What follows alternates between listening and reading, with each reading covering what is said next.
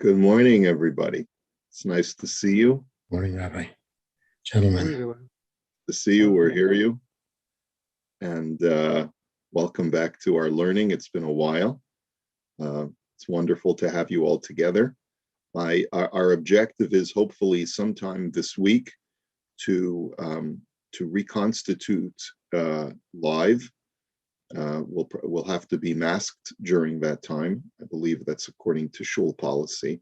So I'll keep you posted. I have to just get clearance from the office to get a room, and then we'll work on that in Mirz Hashem. But either way, the shir will still be recorded, and it will be on Zoom, so that it'll be available for those who would like to still view the shir from home. And then we'll have a hybrid, Bezrat Hashem. This will be our experiment. Okay, we will finish probably around 6:37, so that gives you some traveling time and time to put on your tefillin. So shir will be a little bit under a half an hour, and we'll see how that goes. Just want to get our bearings because it's been a long time. We are learning Siman Chet in the Rav Shulchan Aruch in Choshen Mishpat, which is all about Dinei Nizkei Mamon, which is causing a monetary damage to another person's property. And there'll be a separate chapter in dealing with Nizkei Haguf, causing damage to a person's body. So up until now, we had started off with some interesting topics.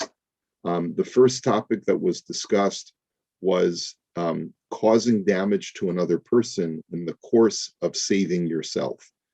And so the first subject that we covered in this chapter was the prohibition to, in the course of protecting yourself, let's say from government oppression or from some other kind of damage, you deflect that upon somebody else. So that's prohibited. Can't save yourself, save your own property by damaging someone else's property. And that led to the discussion of Nasira, of informing upon another person, which can cause significant damage both to a person's property and also to a person's very, very life. And then we talked about Hezek Re'iyah, where you can cause damage to another person by viewing their private affairs. And so that was really the last topic that we discussed, the prohibition of making sure that you don't have full view of your neighbor's private affairs. And that's why you're not allowed to have windows that are opposite each other from houses that can see in and see the activities of what your friend is doing. And we mentioned that the exception is that if the person has their window open up on the ground floor to passersby, so then there's no prohibition of having a window opposite that person, because obviously they're not going to be doing any private activity in front of that window. But in general, we saw different levels of piety in making sure that you guard your eyes from the affairs of your friend. And that extends, I guess, in these days, it extends to having, when you have adjoining backyards, or if you have a window that looks out into your neighbor's backyard, and they have a swimming pool or they have a barbecue and a deck, and they're having some kind of get-together, you're supposed to avert your gaze from what your neighbor's activities are. Halachically, you're obligated to do that. And also to make sure that if there's a new construction project, whereby this new construction project will cause a window to open up onto your neighbor's property, so that you'll now be able to see what they're doing, whereas before you were not, you would need to get permission from your neighbor in order to be permitted to do that. Okay, so that's what we've seen up until now. We're going to start today with Seif Yudalid, which gets more into the meat of actual damages that you cause to another person through activity that you're doing. And in this halacha, we're going to be talking about where I'm doing something on my own property, and therefore the argument is I can do whatever I want on my property. But what if the activity that I'm doing on my property causes damage to people that are around my property that are not on my property? Is it still permitted? Can a person still make the argument, it's my property, I can do with it whatever I want? Okay, so let me just bring that up on the screen. Okay, so the Rav Shulchan Aruch writes in Sif Yodalid, Asur lahazik mamon chavero. Second. I got him. Okay. Asur lahazik mamon chavero o ligrom lo nezek afilu kishemishtamish betoch shalo. You're not allowed to damage your friend's property or to cause him damage. So either direct damage or causative damage, even when you are arguably staying within your own property. Here. Eze tashmish hatzarich lo, umimenu nimshach nezech lishcheno hakarov el beso. If you're doing some kind of chore on your own property, which you need to do, like some kind of task, but through that chore that you're doing, you're causing damage to your friend. Kigon, misha haya kotel chavero samuch lachatzero. So let's give an example. There is an adjoining wall between you and your neighbor, and that wall, let's say, for argument's sake, was built and is the property of your neighbor. Lo yaniach b'chatzero kol davar sheyesh bo chamimut umotzi hevel cham. So you would not be allowed to place against that wall anything, or near that wall, anything that produces heat. Kagon, Salaim sheyotze mehem eish, bezevel umelach besid v'chayotze bahem.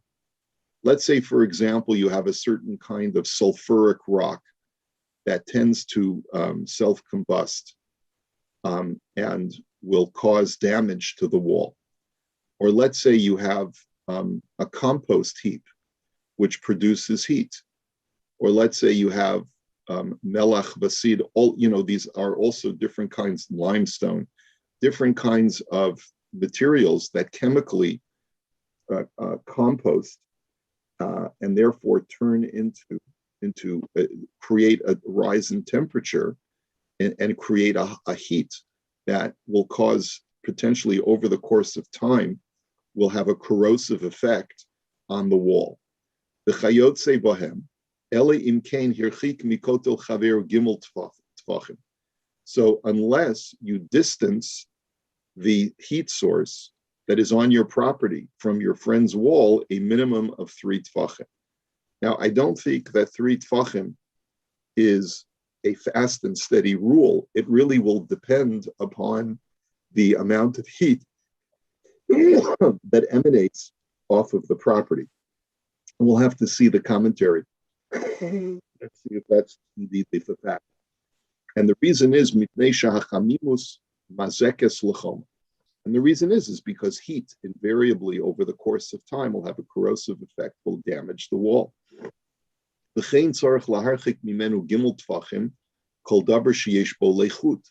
Furthermore, you have to distance from the wall any material that creates moisture, kagon chol lach, such as moist sand. So you can't take a mound of moist sand and pile it against your friend's wall, because the moisture will also have a corrosive effect on the wall. And even if it's not a wooden wall, even if it's, let's say, just a stone wall, and that's what he says over here. Even if it's a brick, even if it's a stone wall and not a brick wall. A brick wall, we know, of course, that bricks are more susceptible to corrosion than rocks are. But even rocks are susceptible to corrosion over the course of time. Just look at the beach, right? V'chein asur lishpoch mayim afilu derech mikre v'pachot migimel tfachim samach lekoslo. And furthermore, you're not allowed to pour water. And this, of course, was a regular issue for people who, who had water in their home, did not have indoor plumbing, and they needed to dispose of wastewater, and they would typically pour it out in their yard. So the halacha is you have to be careful not to pour it out near your friend's property, so that it'll cause damage to his wall. And even doing it once in a while is prohibited if it's within 3 tvachim of your friend's property. Therefore, the lachein sinor havekaleach mayim min hagag, and therefore, if you have a pipe or an eaves trough, which is what we would call it in modern parlance, which is flowing water from the roof. So just David Vodianoi, if you remember our case that we were dealing with, tzarech laharchik bi'inyan sheyiplu hamayim birichuk gimel tfachim mikotel chavero. So you have to make sure that if there is an eaves trough that is dripping water off of your roof, you have to make sure that the outlet of that water stops within 3 tvachim of your friend's wall or your friend's property, where something on that property could be damaged as a result of that dripping.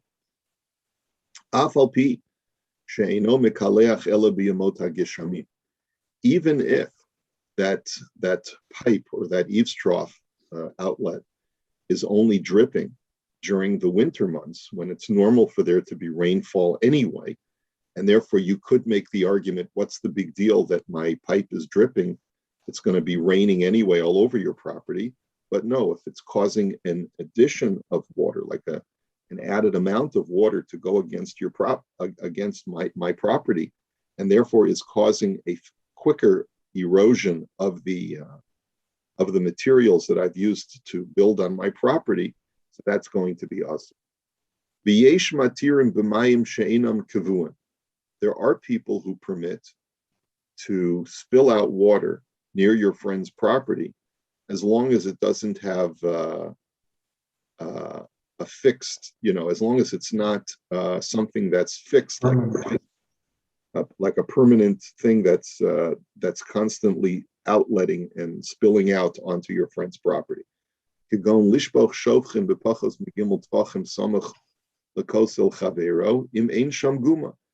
says, for example, there are some poskim who will permit you to pour out water within 3 tvachim of your friend's property.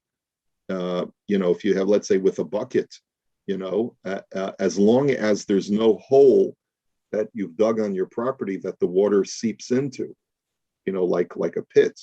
He says, and the reason why that they permit it is mipnei shehem kolim la'alter. He says, because that water will diffuse and dissipate very quickly. And so it's very unlikely for that, for a small amount of water, even near your friend's wall, to do any serious damage. Below asru ela b'chol shahalechu shabo eino mityabesh b'mehera. And therefore, the only thing that's prohibited is something that has residual moisture that lingers for a long time, let's say wet sand, right? So putting it against your friend's wall will have a corrosive effect because it's constantly there and it takes a long time for the sand to dry out and lose its moisture. But if you were to pour out, let's say, a bucket of water, and it would dry very quickly, or just absorb into the soil very quickly, so then there's not, according to this latter opinion, it's not a problem. V'yirei shamayim yachmir la'atzmo kisvara harishana. But a God-fearing person should be stringent and go like the first opinion, to never pour out water against your friend's wall or other property that is subject to damage, even if you could make the argument that it's not a big deal because it's just going to run off and it's not going to be there for any significant amount of time. Because, and I guess ultimately the argument is that doing this over the course of months and years will eventually have a corrosive effect. Okay, even though you could argue that it's very, very gradual, and so I'm not doing anything directly to harm my neighbor's property because Every time I pour out the water, it's certainly less than a pruta's worth of damage. But if it has a cumulative effect, so then you have to prohibit it. Okay, so that's the basic halacha. We're going to see, additional halachas having to do with pouring out stuff or placing stuff on my property and causing damage to my neighbor's property. But this is the basic first halacha. Okay, so let's take a look now at the Imrei Yaakov. Okay, mamon chavera. You're not allowed to cause damage to your friend's property, even when you're doing activity on your own property.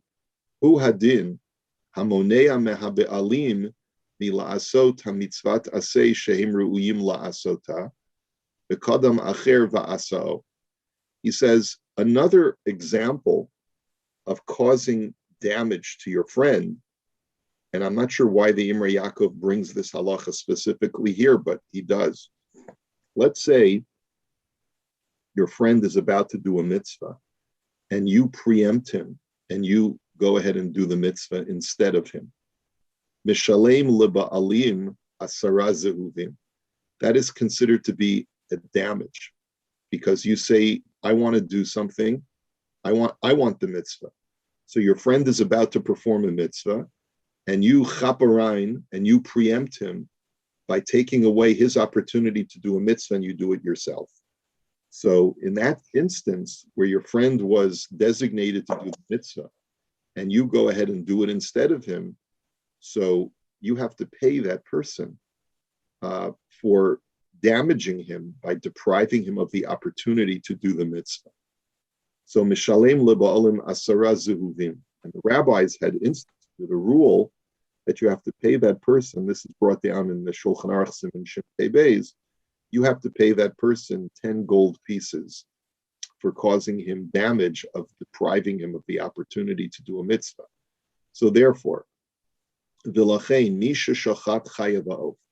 So here's an example. Let's say a person slaughtered a deer or slaughtered a chicken, and we know the halacha is that when you slaughter an undomesticated animal, a chaya, or you slaughter a bird, you have to do, what's the mitzvah you do right afterwards? Cover the blood. You have to cover the blood, kisui hadam. So uba acher v'kisa hadam shalomi das hashochet. And you go ahead after your friend has shechted, and instead of giving him the opportunity to cover the blood, you cover it yourself without his consent. So chayav litain asara zehuvim, you have to compensate the shochet for depriving him of his mitzvah. It was his mitzvah by rights, and so therefore you have to pay him 10 gold pieces. Let's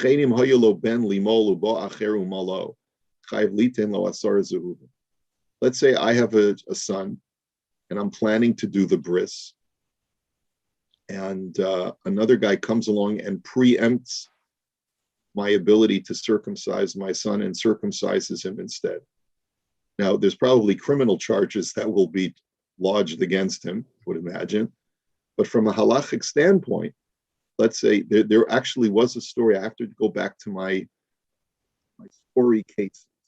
There was a story of I think it was with the Minchas Elazar, if I'm not mistaken, but I could be mixing moilim. There's one famous rabbi who was a moil, and he was invited to do his grandson's bris, and he was designated to do his grandson's bris. But I think the problem was that his son, or no, I think it was maybe because for his daughter's son's newborn, right? And the problem is that his son-in-law was for some reason a misnagid, and his son-in-law's father surreptitiously hired another moil to do the bris because he didn't want the Minchas Elazar to do the bris. And so by the time he got there, the bris had already been done. Okay, now of course he comported himself like a gentleman, didn't say anything, but that's an example of where when someone is designated for a mitzvah and I preempt them, then I'm causing them damage. Okay, Aval im nosno le'echa la'acher limol, ubo acher umalo patur. He says, however, let's say the privilege of being the moil was given to moil A, and moil B came along and circumcised them instead. So in that situation, you're patur. Because why? Because that mitzvah was not placed upon any one individual. In other words, if the father is the one who wants to do the bris, the Torah tells the father, you shall circumcise your son, right? That's the way the Torah indicates it. It's the father's mitzvah. So if I take away a mitzvah that was given by God to a father for his son, so I have to compensate the individual. But let's say someone has been designated to be the moil, he's not the father. He just happens to be a particular moil. And then another moil comes and preempts him, because let's say there's machlokas in the family. And this, by the way, can actually, we've had real life cases of this, where let's say, in our community, there are some people who prefer a rabbi to do the bris, and there are some people who prefer a physician to do the bris. I'm not going to get into which one. It's not necessarily that one is preferable than the other, because many times the technique is almost identical. But let's say one person has a certain religious sensibility such that they want Rabbi so and so to do the bris, and another person has a greater sense of concern for medical safety and feels, for whatever reason, that Dr. so and so would be better suited to do the bris. So this could happen, where one member of the family hires Rabbi so and so to come at 9 a.m. to do the bris, and the other member of the family calls the doctor and has him come at 8 o'clock to do the bris, and does it surreptitiously. So the answer is that obviously there's issues in the family that have to be resolved. They probably all have to go for big family therapy, but the question is there going to be financial assessment on the person who preempted the other moil? And the answer is no. He says, because v'chiyuv asar zehuvim eino elo b'mitzvah de'oraisa v'lo b'mitzvah derabbanan. So he says, number one, in that situation, since the mitzvah was not incumbent upon either moil, right? Then you can't say that moil B took away the mitzvah of moil A. Now, there's going to be another issue in that case. What if moil A expended his own money to, let's say, sterilize his materials, purchase new materials for the bris, set aside time on his calendar so that he should be compensated for the time that he had to take off from work, travel expenses and things like that. So those are all things that do have to be taken into consideration. But to pay the 10 gold pieces for stealing his mitzvah, that you cannot be assessed for. Okay, and then he writes this obligation to pay the 10 gold pieces is only if you take away someone's mitzvah deoraisa, their biblical mitzvah. But what if you take away their rabbinic mitzvah? And he doesn't. We'll see if there's some examples. We'll see later on. But some say that even with rabbinic mitzvahs, this is the halacha as well. So uvizman hazeh ein megabino so dahavidine knasos avalim tafas lo mafkinan mine. Nowadays, however, since this is all in the realm of knas, which the word knas is penalty. Today, our batei din do not assess people for penalty payments. That's just a general rule that the Gemara says that even in the times of the Gemara, a beis din outside of Eretz Yisrael did not have the jurisdiction to assess knas, to assess penalty payments, such as, the classic penalty payment is tashlume kefel. When you steal, you have to pay double of what you stole. So that was at some point historically that was no longer assessed, and so a beit din today would not be able to make that assessment. Similarly, paying 10 gold pieces, which was rabbinical assessment on anyone who steals another person's mitzvah no longer is assessed today. But what's interesting is, because this law is in the books, if the aggrieved party whose mitzvah was stolen were to go ahead and grab the assets of the offending party and take his money, and then they were going to go to court because the offender says, you stole my money, the Beis Din would not deem him as a ganaf. They wouldn't force him to pay back the money. So you're not allowed to take the money from him, but b'di'evet, if you do, the Beis Din will not force you to give it back. Okay, so that's there's more that I want to explore about this particular halacha.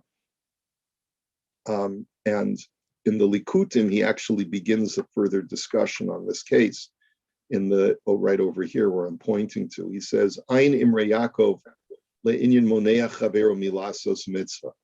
He says, continuing this discussion about when you deprive someone the opportunity to do a mitzvah. There's a tshuva from the Chasam Sofer having to do with a similar case where he says, Al derech, or Al das shochet mikfar, or Al din shochet mikfar echad shehitel bi'ish echad nichbad. So there was once a story about, I don't know, the fact that he was a shochet is not relevant to the story, but there was one from a Yid that lived in a village, and he decided to do a practical prank, a practical joke on a very honorable person who had an important position in another community. Okay, Sha'amar le she'ishto yolda ben zachar umechabdo b'mitzvahs milas beno.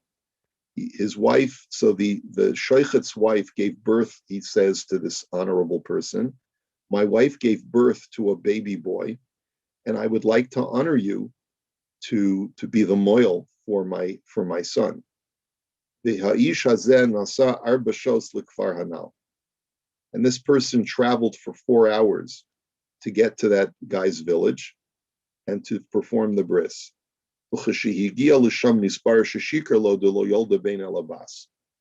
And then when he got to the village, people said to him, why are you here? He said, well, I'm here for the bris. I was asked to do the bris for this guy's newborn. And they tell him, he didn't have a boy, he had a girl. This is crazy. What are you doing here? And he became a laughingstock that he had shown up. And so now the question was, this guy, obviously the new father was playing a prank on this guy. What is the penalty? This guy is infuriated, has to travel now 4 hours back. It's not like today where you can just drive, if a guy lives, let's say, in Kitchener or something like that, you drive an hour. This guy had to travel 4 hours, probably by carriage. So what's going to be the assessment in that case? So we'll look at